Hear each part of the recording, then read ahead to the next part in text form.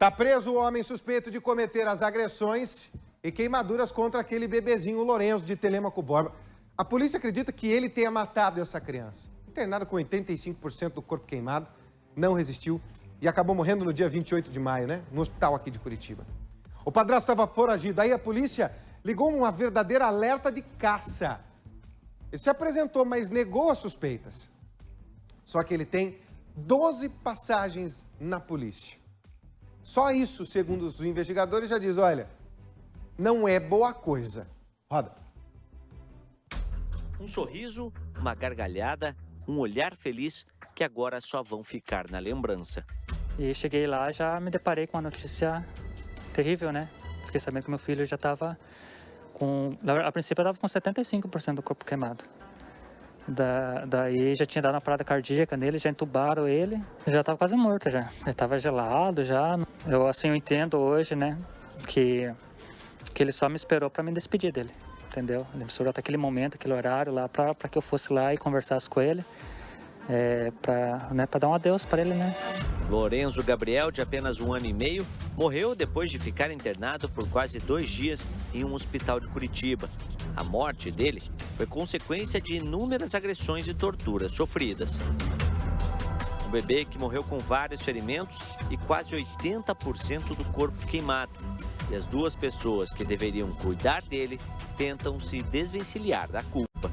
Diego Schneider de Souza, de 30 anos, era o padrasto do Lorenzo e é apontado pela polícia como o principal suspeito pelas agressões que levaram à morte da criança. Desde o dia 28 de maio, Diego Schneider era considerado foragido da justiça, mas se apresentou na manhã desta segunda-feira aqui na delegacia de Telêmaco Borba. Mas lá dentro, os policiais já tinham um mandado de prisão preventiva contra ele. Durante o interrogatório, negou os crimes, mas a polícia já tem indícios de que ele cometia tortura, não só contra o Lorenzo, mas também contra a companheira e os outros 2 filhos dela. Fica difícil de entender o porquê que uma mãe deixou a criança chegar naquele estado de queimadura ao ponto de morrer.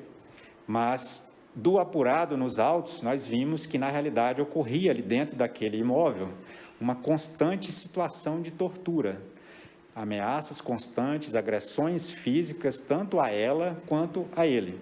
A vítima vivia uma vida restrita, não tinha acesso ao mundo exterior, que não fosse na companhia do agressor, não tinha acesso ao telefone celular, a família dela não visitava a casa, enfim, ele mantinha todos em um ambiente restrito e ameaçava ela constantemente caso ela o delatasse. Após o seu interrogatório, um interrogatório extenso, onde ela esmiuçou tudo aquilo que lhe foi perguntado, ela já foi tratada, a partir daquele momento, como uma vítima de violência doméstica. No histórico de Diego, 10 boletins de ocorrência, sendo 8 por violência doméstica. Mas poucas foram as vítimas que resolveram representar e ele foi julgado. Mas nesses casos, ele não chegou a ficar preso. Tamanho era o sentimento de posse do Diego que ele ameaçava qualquer pessoa que se dirigisse à companheira. Nesse áudio, ele ameaça um tio do Lorenzo que mandou uma foto dele com a criança para ela. A Andressa pediu uma foto e você mandou uma foto tua com a do Enzo. E a Andressa só pediu a foto do Piá. Vai se mostrar pra outra mulher, cara. Tem tantas mulheres aí, cara, solteira. Não fique dando em cima de mulher casada, porque mulher casada cheira chumba. Não vai achar, não, que você tá mexendo com um cara bundão, filho. Se eu não tenho nem piedade dos meus irmãos, vou ter piedade de quem eu não conheço, cara. E a raiva, filho. A raiva que eu tô, cara. Se eu encontrar você, coitadinho de você, ô... Do outro lado da história está a Andressa Ferreira, de 27 anos, mãe do Lorenzo. E nós viemos então procurar pela mãe do Lorenzo. Mas nos endereços que estão na justiça, ela não mora mais. E os proprietários das residências já não sabem dela há muito tempo. Mas nós encontramos uma pessoa que cuidou do Lorenzo antes dele ser devolvido para a mãe. E essa pessoa relata que em outras oportunidades ele já apresentava ferimentos. Inclusive, estava bastante magro porque não recebia a alimentação adequada. E para essa pessoa, a Andressa também tem culpa.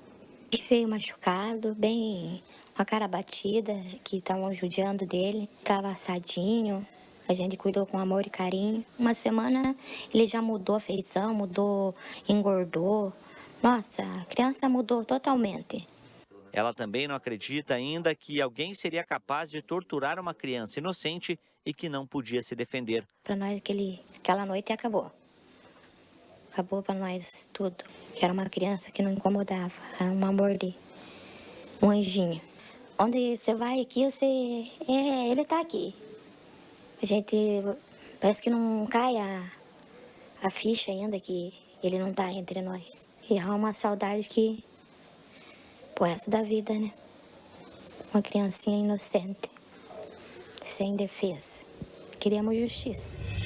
O inquérito policial deve ser concluído nos próximos dias, mas Andressa não deve ser indiciada por nada. A decisão deve ficar com a justiça, a mesma que tirou Lorenzo do pai e entregou para a mãe e o padrasto. Pareceram assim no momento que o Lorenzo estava quase morto. Eu falei, nossa, como é que é as coisas, né? Como é que é a lei? E vieram defender o Lorenzo depois de morto? A revolta, com certeza. Assim, uma criança de 1 ano que não sabe nem se defender, né? Eu, como a única pessoa que ele tinha para defender ele era eu. Tentando ser correto na nossa posição, né? Sem querer ofender ele, sem querer ameaçar. Eu não ameaçava, não fazia nada. Eu só queria o direito do Lorenzo, eu queria ele bem, queria ver ele bem. E no fim das contas, assim, as pessoas que deveriam me defender o Lorenzo, principalmente, né? Que era a juíza, que era o conselho tutelar. Eles tomaram ele de mim e levaram ele pra morte, né?